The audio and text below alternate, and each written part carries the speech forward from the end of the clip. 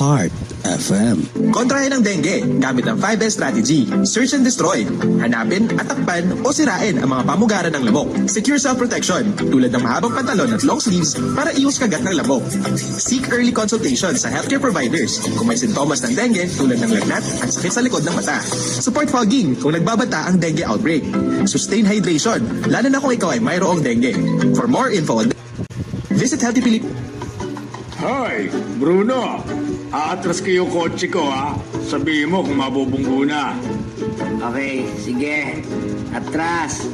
Atras pa. Sige. Atras pa. Atras pa. Yan. Bunggo na. Joke yun? 101 points. Your love.